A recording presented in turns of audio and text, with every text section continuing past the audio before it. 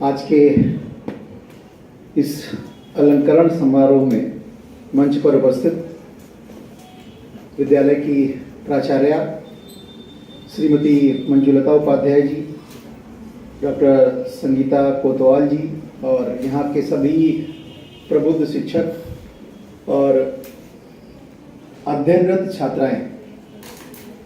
सबसे पहले तो ये बताओ, आप सब जानते हो विधान परिषद सदस्य होता क्या है? कौन कौन जानता है? बच्चे को जानते हैं कि विधान परिषद सदस्य, जैसे विधायक को सब पहचानते हैं, बट एमएलसी को बहुत कम लोग जानते हैं कि होता क्या है। तो मैं शुरुआत अपने इंट्रोडक्शन से ही करता हूं। पहले जानते हैं आप सब? जो जानता है वो हाथ उठाए। आपको मैम ने बताया कि मैं स्नातक एमएलसी हूं, तो स्नातक एमएलसी क्या होता है किसी को आइडिया? मैंने इंग्लिश में कन्वर्ट करने को नहीं कहा। क्या होता है? एजुकेशन में आपका ठीक है बैठो। उत्तर प्रदेश का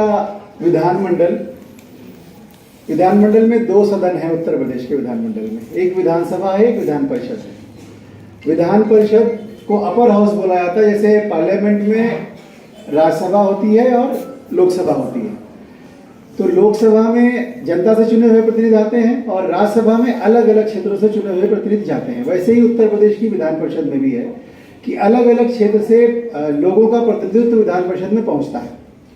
तो 100 सदस्य होते हैं विधान परिषद में, उसमें से 8 लोग ग्रेजुएट अपने प्रतिनिधि चुन के भेजते हैं, 8 अपने विधान शिक्षक एमएलसी होते हैं, बाकी 10 लोग नॉमिनेट होते हैं। गवर्नर मैडम नॉमिनेट करती हैं उनको अलग अलग क्षेत्रों से। जैसे कोई एजुकेशन के क्षेत्र में अच्छा काम कर रहा है, शिक्षा के क्षेत्र में अच्छा काम कर रहा है, कोई कल्चर के क्षेत्र में अच्छा काम कर रहा है, अलग अलग क्षेत्रों में काम करने वाले ऐसे 10 विशिष्ट लोगों को, जैसा मैंने कहा कि नेतृत्व तो हर जगह जरूरत होता है।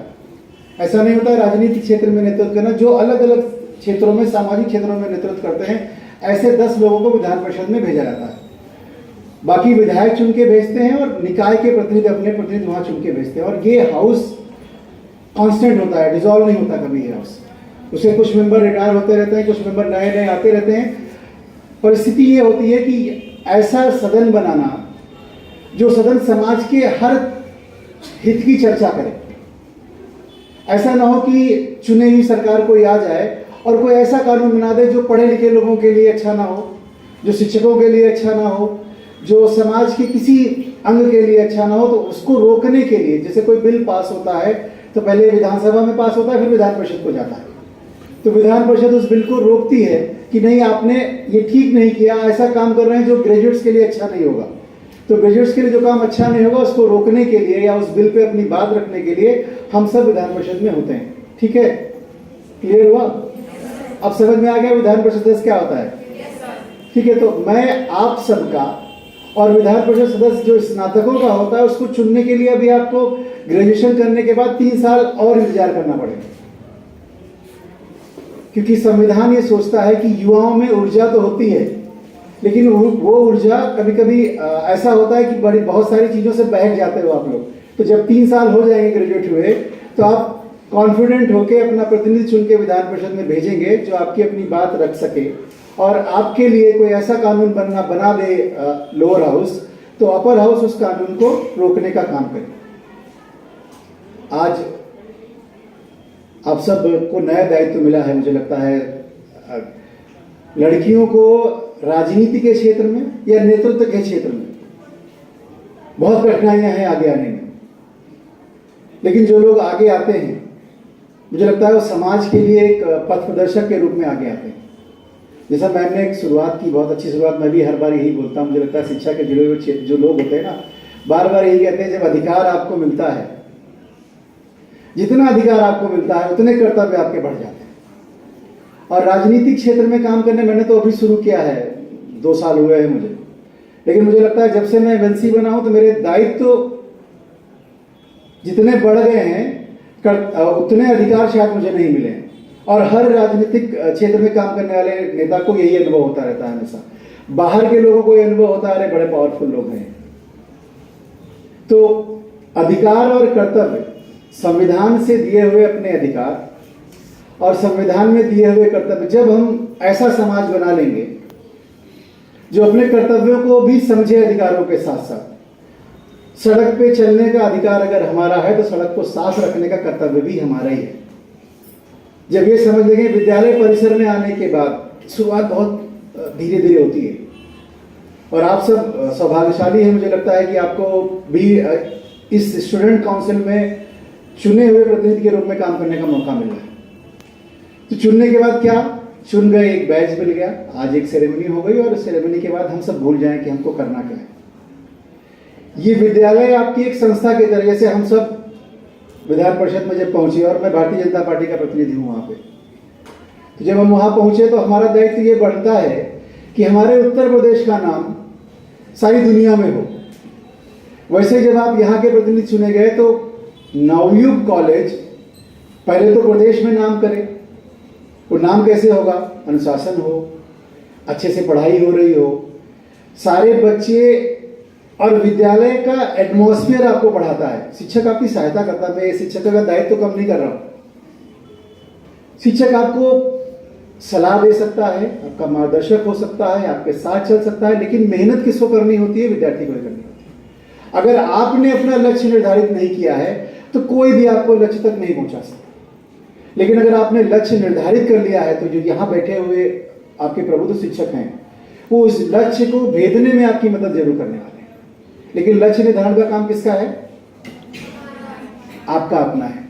और लक्ष्य का निर्धारण कैसे करना, इतनी सारी अपॉर्चुनिटीज हैं भारत में। आज प्रधानमंत्री जी को काम करते हुए देखा है, अनुभव करो उनके कार्यकाल का 14 से लेकर अब तक।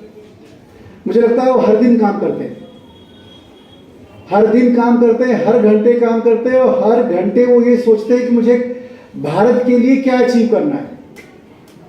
जिस दिन हम सब में वो क्षमता आ जाएगी, जिस दिन हम सब उस बात को सोचने लगेंगे, जिस दिन हम सब ये सोचेंगे कि नहीं मुझे करना क्या है और उस करने के लिए हमें अपने दिन के कितने घंटे उस काम में लगाने हैं।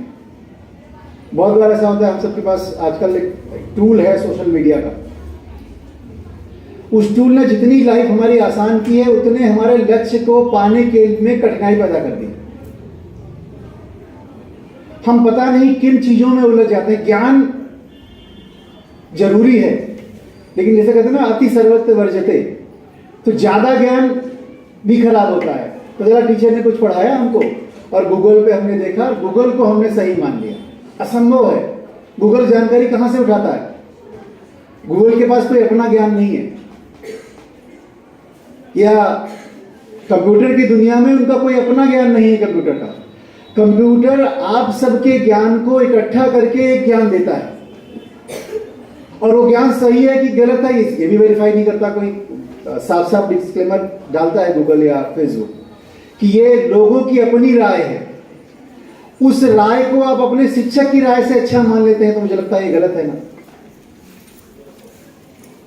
तो ये सब समझना और ये सीखना और विद्यार्थी होने के नाते जिम्मेदारी, जब हम शिक्षा के क्षेत्र में आए थे और ग्रेजुएशन के विद्यार्थी होने के नाते 12th तक तो हम अपने माता पिता की परवरिश में, अपने अभिभावक की परवरिश में आगे चलते हैं, वो हमें सही गलत का ज्ञान कराते रहते हैं।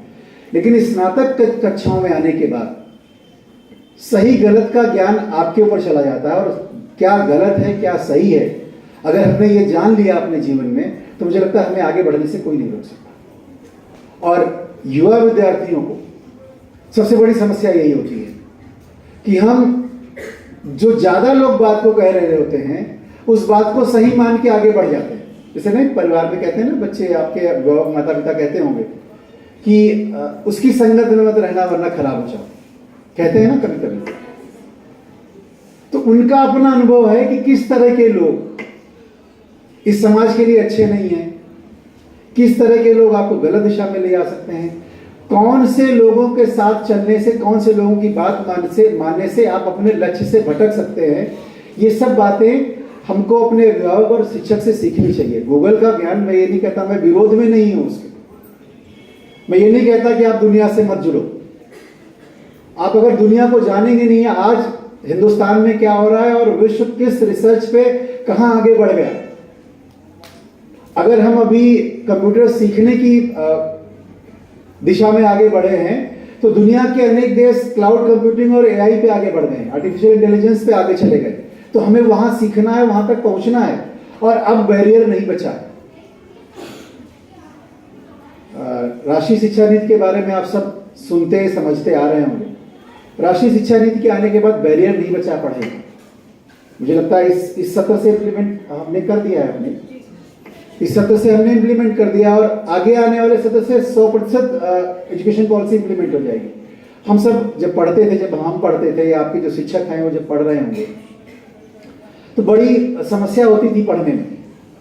मुझे अगर मैथ्स के साथ हिस्ट्री पढ़नी होती थी तो मुझे लगता था कि नहीं, हमारा एजुकेशन सिस्टम इसको अलाउ नहीं करता। हमें बहुत सारे इंजीनियर्स इकोनॉमिक्स बन के बड़े बड़े जगह पर चले जाते हैं, लेकिन उनको इकोनॉमिक्स पढ़ने की लिबर्टी इंजीनियरिंग के साथ साथ नहीं हुआ करती। लेकिन नई एजुकेशन पॉलिसी आने के बाद आपके पंख खोल दिए हैं मोदी जी। और जिसे कहते हैं ना, बार बार चर्चा होती है, लोगों के बीच बैठते होंगे आप लोग, कहते हैं बड़ी नौकरियां बड़ी कम निकलती हैं, कैसे करेंगे, कैसे पढ़ पाएंगे। मुझे ये बताओ, किसी भी एक विद्यार्थी को क्या एक से ज्यादा नौकरी चाहिए होती है? अगर एक पोस्ट भी निकली तो मेरी है। जब इस लक्ष्य के साथ हम आगे चलेंगे तो मुझे लगता है कहीं ये समस्या नहीं आएगी कि हमारे देश में नौकरियां नहीं है। और मैं राजनीति के क्षेत्र में भी काम करता हूं और एजुकेशन में मेरी दूसरी पीढ़ी काम कर रही है। मेरे फादर ने 1965 में एक छोटा सा विद्यालय शुरू किया था और अब मैं Subhash Chandra Bose group of institution के नाम से बहुत सारे विद्यालय रन करता हूं। बच्चे पढ़ने आते हैं,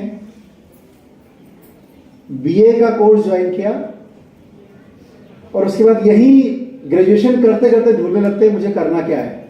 बड़ी अच्छी बात है, ढूंढना चाहिए। लेकिन ये ग्रेजुएशन ठीक नहीं करी और उसके समय टीचर से कहते हैं कि सर मुझे फला कोचिंग ज्वाइन करनी है, मुझे 2 घंटे की छुट्टी दे दीजिए पहले। क्यों भाई? अगर आपको कुछ एडिशनल करना है तो इसके बाहर समय निकालिए ना। और जब किसी कंपटीशन में आप देने जाएंगे तो आपकी ग्रेजुएशन की डिग्री, मैं बार बार चर्चा करता हूं लोगों के साथ कि अगर आपने अपने जीवन में कोई भी एक डिग्री बड़ी ईमानदारी के साथ हासिल कर ली, ईमानदारी आपकी अपनी होती है, नंबर की नहीं। आप ईमानदारी से ग्रेजुएशन कर लीजिए, इकोनॉमिक्स में ही, साइंस में, किसी भी स्ट्रीम में, मुझे लगता है दरवाजे जॉब के, आपके करियर के आपके लिए खुल जाते हैं। लेकिन यही लोग आपको इधर उधर ले जाते हैं और वो ले जाने वाले लोग अपने स्वार्थ के लिए आपको ले जाते हैं। कोचिंग खोला किसी ने तो उसको कैसे चलानी है, बच्चे आएंगे, फीस देंगे तभी तो कोचिंग चलेगी उसकी। तो बड़े लुक्रेटिव ऑप्शन देता है, गूगल पे, फेसबुक पे भी ऐड डालेगा, बोलेगा नहीं मेरे यहाँ आओगे तो ग्रेजुएशन करते करते आईएएस बन जाओगे। अच्छी बात है, लेकिन ग्रेजुएशन छोड़ के अगर उसकी कोचिंग में जाओगे तो कुछ नहीं बन पाओगे। उसकी वजह यह है कि जब कभी भी इंटरव्यू में जाते हो आप तो आपकी इस बेसिक डिग्री पे सवाल होते हैं आपके पास। और इस बेसिक डिग्री को जब आपने शिक्षकों से नहीं पढ़ा होता है, किताबों से पढ़ा होता है, किताबें जरूरी है लेकिन उस किताबों के साथ साथ शिक्षक का ज्ञान उतना ही जरूरी है। क्योंकि ये शिक्षक लगा पहले तो खुद पढ़े, फिर आपको लंबे समय से पढ़ा रहे हैं, उनको पता है कि हमारे विषय में क्या अनुसंधान हो गया, क्या नई चीज आ गई, मुझे अपने विद्यार्थियों को क्या पढ़ाना है। और उसके साथ साथ आपकी जो सपोर्टिव रेफरेंस बुक होती है, कोई भी कोर्स, मुझे बहुत सारे लोग ऐसे मिलते हैं, बहुत सारे लोग ऐसे भी मिलते हैं जो जिनके पास डिग्रियों का बोझ है, बस्ता है और वो जीवन में कुछ नहीं कर पाए। बहुत सारे लोग ऐसे मिलते हैं जो एक डिग्री करने के बाद जब उनके साथ थोड़ी देर बैठ के बात करो, कुछ देर चर्चा करो, उनसे उनका करियर समझने की कोशिश करो, तो उन्हें खुद लगता है कि मैंने कहीं ना कहीं जीवन के किसी मोड़ पे कोई ना कोई गलती की होती। उन गलतियों से बचाने का काम आपका अभिभावक और आपका शिक्षक करता है। तो इसलिए आपके अभिभावक का और आपके शिक्षक का जीवन में उतना ही महत्व है। जैसे सुना है, आप सबने बचपन से सुनते आओगे, गुरु गोविंद दो खड़े काके लागो पाए, बलिहारी गुरु आपने गोविंद दियो। तो गुरु ही गोविंद के पास ले जा सकता है। तो ऐसे गुरु की इज्जत करना, और आप सब तो उस दिशा में चले गए जिस तरफ आपको नेतृत्व करना है। जो छात्रा परिषद बनी है, इसको नेतृत्व करना है। नेतृत्व तो सब तरह का हो सकता है, और सब तरह का नेतृत्व करके आपको, जैसे आपको लगता है ना राजनीतिक क्षेत्र में काम करने वाला व्यक्ति सर्वश्रेष्ठ पदों पे पहुंचता है, ऐसा नहीं है। कहीं भी नेतृत्व करो आप, मदर टेरेसा से लेके महात्मा गांधी तक, सरदार वल्लभ भाई पटेल तक, एपीजे अब्दुल कलाम तक, इतने ढेरों उदाहरण हैं हिंदुस्तान में। और पीछे चले जाए तो स्वामी विवेकानंद जी को देख लीजिए। आज कौन ऐसा व्यक्ति है हिंदुस्तान का जो स्वामी विवेकानंद जी के बारे में नहीं जानता? वो पॉलिटिशियन थे क्या? सामाजिक नेतृत्व करते थे। समाज के लोगों को, आपके आसपास के लोगों को, और नेतृत्व बड़ा लंबा नहीं होता। जो लोग नेतृत्व करना शुरू करते बड़ी छोटी छोटी चीजों को पहले मैनेज करते हैं। बहुत बड़ी चीज को मैनेज करने की सोच लेंगे तो आप पूरे जीवन परेशान रहेंगे और कुछ नहीं ठीक कर पाएंगे। क्या मुझे आज इस विद्यालय का प्रेसिडेंट बनाया गया है तो क्या मैंने एक साल में यह लक्ष्य लिया कि इस विद्यालय को मैं बेहतर विद्यालय बनाने का प्रयास करूं? अगर इस संकल्प के साथ ये पूरी काउंसिल चल देगी तो मुझे लगता है नवयुग पूरे लखनऊ का ही नहीं, पूरे उत्तर प्रदेश का और पूरे देश का सबसे अच्छा कॉलेज हो सकता है।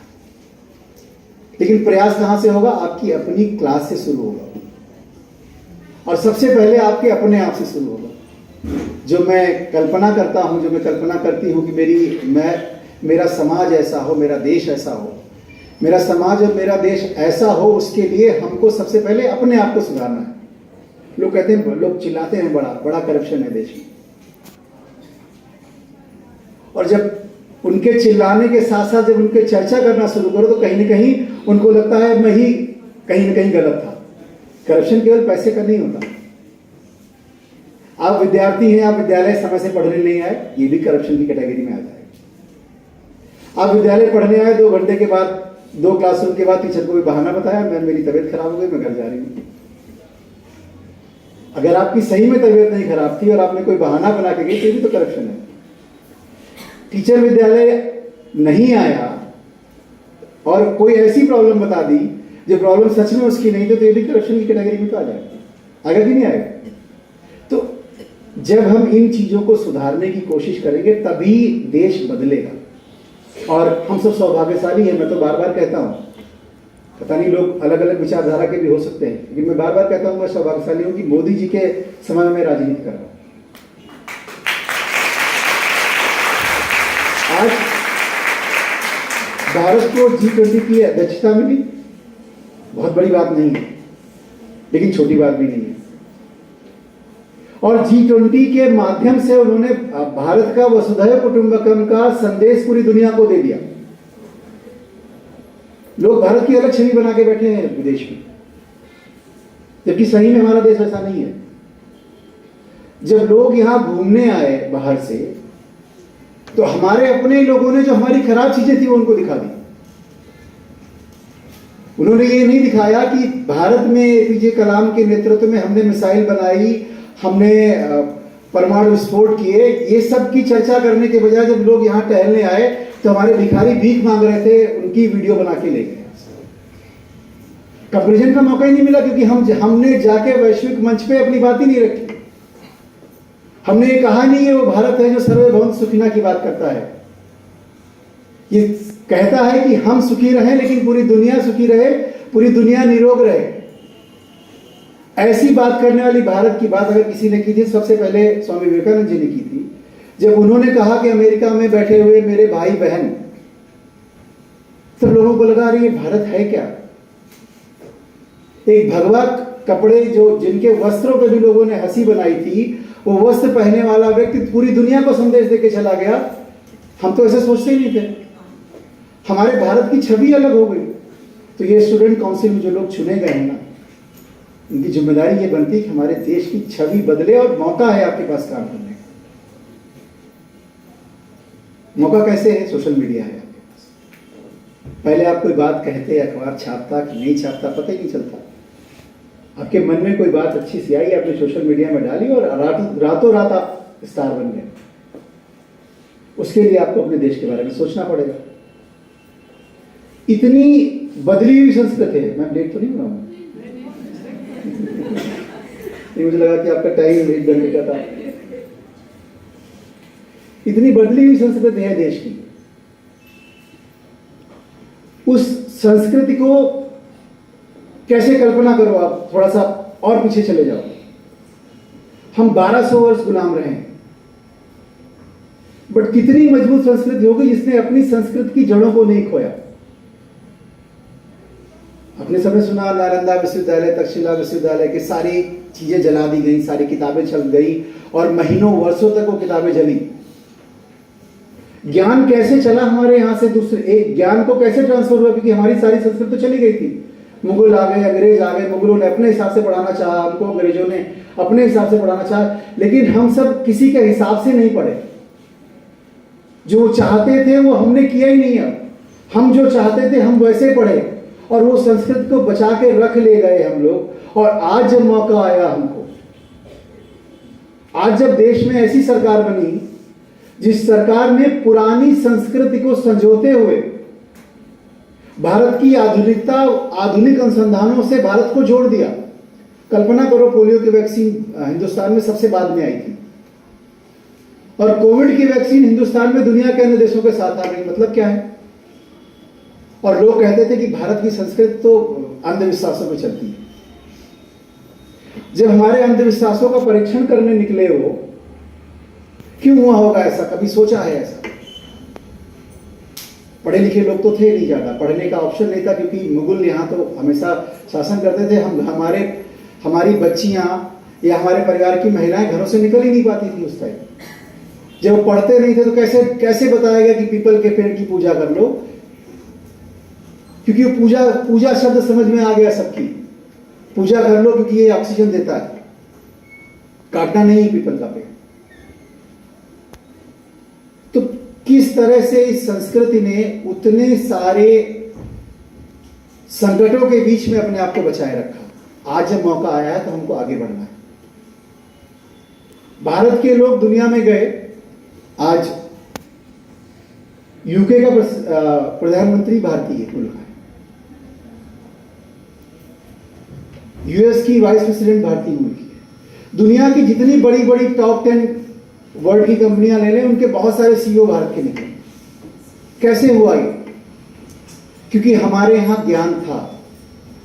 उस ज्ञान को आगे बढ़ने का, देखिए बच्चा तभी अच्छा कर सकता है जब उसके हर काम का श्रेय उसको मिले और उसकी हर बार पीठ थपथपाई जाए। हम तो कहते रहे कि राजनीति के क्षेत्र में काम करने वाले, राजनीति में वही लोग काम करने जाते हैं जो लोग अच्छे नहीं होते। जब अच्छे लोग राजनीति में काम करने नहीं जा रहे थे और राजनीति में ही जो नीति बनानी थी देश की, देश कैसे विकसित हो, देश कैसे आगे बढ़े, देश में जो टैक्स आ रहा है इसका प्रबंधन कैसे हो, उस पैसे को कहां अलॉट करे, ये पैसा अलॉट करने की पावर किसको दे दी? जो पढ़ता ही नहीं था, जिसने समझा ही नहीं था कैसे देश को आगे ग्रो करना है। उसका परिणाम 70 सालों में आपको दिख गया। लेकिन अब परिवर्तन धीरे धीरे धीरे धीरे आना शुरू हुआ है। भारत समय लगेगा, लेकिन निश्चित तौर पर यकीन मानो, अगर सारे भारतीयों का विश्वास ऐसे ही बना रहा, विश्वास टूटता है जब हम अपने लक्ष्य को पाते नहीं। G20 में हमने स्टार्टअप को शामिल किया है। स्टार्टअप को शामिल करने का मतलब क्या हुआ कि स्टार्टअप क्या है? हमारे प्रदेश में स्टार्टअप आया तो स्टार्टअप की बात हुई, इलेक्ट्रॉनिक्स मिनिस्ट्री ले गई और सबको लगने लगा हम कंप्यूटर पे कुछ करेंगे तभी हमारा स्टार्टअप बनेगा। नहीं, ऐसा नहीं है। किसी क्षेत्र में काम करने वाला टेक्नोलॉजी, कैसे टेक्नोलॉजी का मतलब क्या है? टेक्नोलॉजी वो होती है अच्छी जो हमारे जीवन को आसान बना दे।